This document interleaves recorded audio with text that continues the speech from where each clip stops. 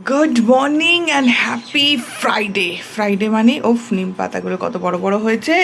Friday মানে হচ্ছে শুক্রবারে শুক্র রেমেডি ডেফিনেটলি আমরা সকলে করব। এবং এখানে তোমাদের দেখিয়েছিলাম খারকোল বা ঘেটকোল পাতা বলো, উঠেছে বেশ বড় বড় কয়েকটা হয়েছে, পেকে যাচ্ছিলো দেখে ডাটার সঙ্গে তুলেছি। ভেবেছি আজকে বাটা করবো না, বাট আজকে অনেক কিছু আছে। Weather is too good.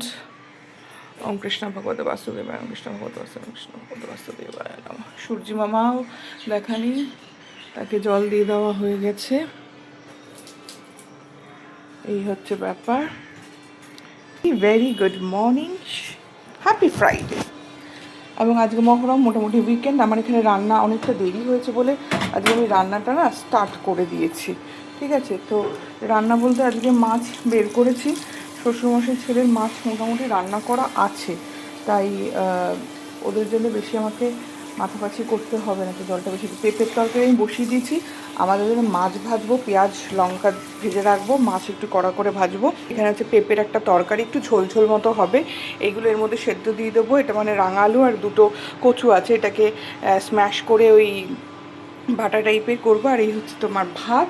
আচ্ছা দাঁড়াও, এক মিনিটটা সেরে দিয়ে তারপর আমাদের বাড়ির মুখ্য সদস্যদের কাছে। আজকে অনেক বেলা, মানে অনেক বেলা হয়েছে, আর কালকে অনেক রাতে ঘুমোতে পারিনি। ঠিক আছে, এটাকে ধনে পাতা দিয়ে নামিয়ে দেবো। ওনার তো একটু হালকা পাতলা খাবারের ব্যাপার চলছে, ধনে পাতা দিয়ে নামিয়ে দেবো। এভাবে সব একসাথে সেদ্ধ হয় না, ওটা তো মশলাটা ধুয়ে যাবে, অসুবিধা কিছু হবে না। আচ্ছা, এখানে আমার উঠে গিটার প্র্যাকটিসে বসে গেছে, ওদের গিটারের শুটিং রয়েছে। গুড মর্নিং বলো ভাবি। চলো দেখিয়ে দিয়ে বাড়ির মুখ্য সদস্যদের পুজো হয়ে গেছে। বলছে যে পুজো হয়ে গেছে, ওম কৃষ্ণ ভগবতে বাসুদেবায় নমঃ। চলো, পুজো কিন্তু ওদের হয়ে গেছে। এগুলো নামানো হয়নি, বাসি ফুলগুলো নামানো হয়নি, এগুলো আমি আস্তে আস্তে নামাবো, বাকি পুজো দেখাবো। এবং আমরা চা নিয়েও বসে পড়েছি। তবে এটা খেয়ে নাও।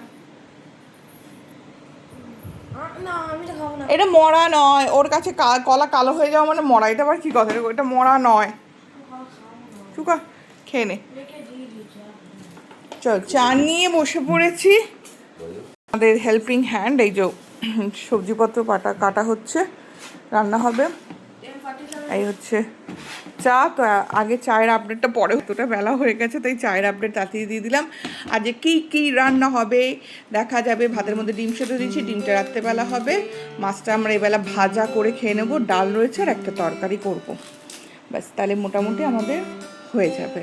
চলো স্টে টিউন। দুপুরের লাঞ্চে কী কী থাকছে সেটা নিয়ে আবার আসছি। শুক্রবার মানে অবশ্যই শুক্র ঠাকুরের রেমেডি করতে কিন্তু কেউ আমরা ভুলবো না। Must use the ইত্তার।